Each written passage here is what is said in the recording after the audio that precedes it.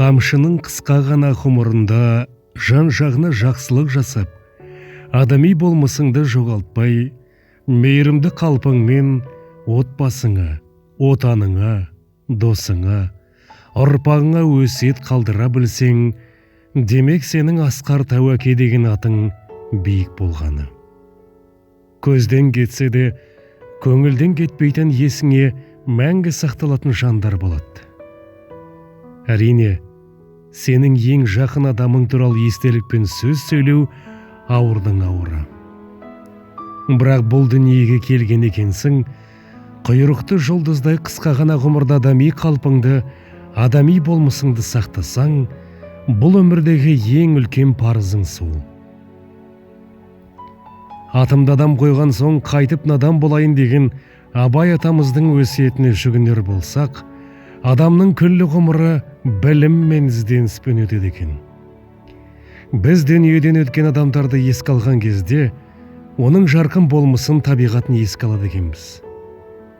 Дәл осындай ғазиз жан Абай Әбдіқаппарұлы 1977 жылдың 20 шілдесінде Сырдың сағасындағы Бесарық ауылында дүниеге келді.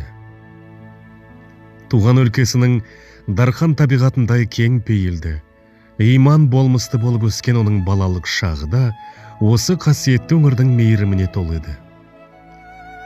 1984 жылы нөмірі 147 орта мектептің табалдырығын аттап, тумысынан білімге құштар, зерек мінезімен ұстаздарының да, қатарласының да көңілінен шықты. Алтын ұя мектебін 1994 жылы ойдағыдай тәмамдап, өмірдің үлкен жолына қадам басты. 1995 жылы адам жанына араша болуды өмірлік міндеті санап, Қызылорда медициналық колледжіне оқуға түсті. Сол жылы фельдшер мамандығын алып, ақ халатты абзал жандар сапына қосылды. Еңбек жолын нөмір 6 қалалық емханада рентген лаборант болып бастап, жауапкершілігімен, тиянақтылығымен, адами қасиетімен көптің құрметіне бөленді. 2001 жылы Қызылорда облыстық орталық ауруханасының рентген бөліміне ауысып, өз ісінің білікті маман ретінде халыққа адал қызмет етуді жалғастырды. Науқасқа жылы сөзін аямайтын, әр жұмысын шын жанашырлықпен атқаратын, абыройлы азамат ретінде ел есінде қалды. Абай Әбдіқаппарұлы суыққа да, ыстыққа да төзімді, мінезі сабырлы, жүрегі мейірімге толы, айналасына жақсылық сыйлап жүретін жан еді. Артына қимас жандарын қалдырды. Ардақты анасы Тұрсынкүл апа, өмірлік серік Айнұр және бауыр еті ұл қыздары Қарақат, Ақерке, Ұлдана, Досқан, Арайлым оның ең үлкен байлығы. Өмірдегі тірегі, жүректегі үміті болды. Абай мен Айнұрдың тағдырлы жолы сыйластық пен адалдыққа толы айшықты ғұмыр. Екеуі 25 жыл бойы бір-біріне сенім артып, шаңырақтың шаттығын бірге тербеді. Абайдың мейірімі мен қамқорлығы, әкелік тәрбиесі бүгінде ұрпағының бойынан көрініс тауып келеді. Өкінішке қарай, тағдыр оған ұзақ ғұмырды жазбады. Бірақ артында қалдырған жарқын ізі, адамдық қасиеті, елге істеген еңбек ықыласы жүректерде мәңгілік сақталмақ.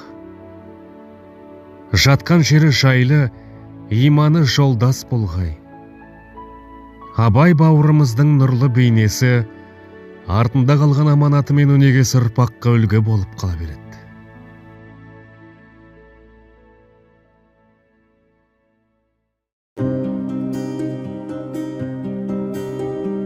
Көздегі күңіренген күнде мұңаямды өкпелеймін кімге, келем үнсіз аңдамай, өкініш пе бұл қалай үзбейтін арман-ай, өтеді өмір жалған-ай, жалған-ай. Амал бар ма өмір осылай, сынағына көнесің, тағдырыңа ересің, ай. Өтеді сымырай, жалған өмір-ай.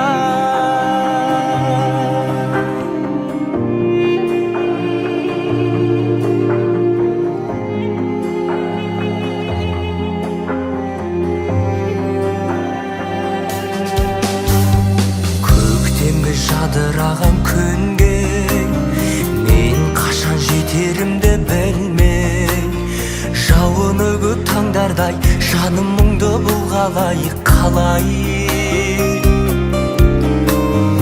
Өтіп өмір жалған-ай, әуресіне салған-ай, салған-ай. Амал бар ма өмір осылай, сынағына көнесің, тағдырыңа ересің, ай. Өтеді сымырай, жалған өмір-ай.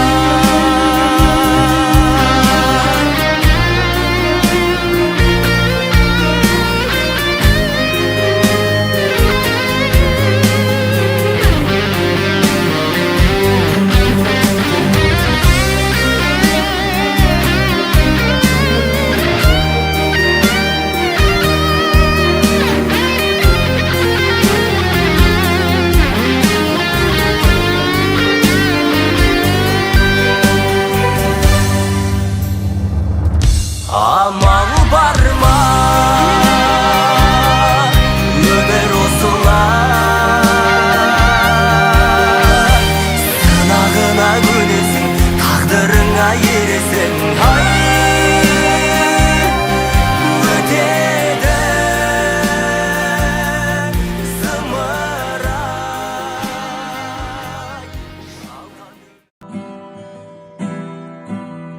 Ашық аспан айдың жүзі шылыңдайды, самал желмен аққайыңдар қимылдайды.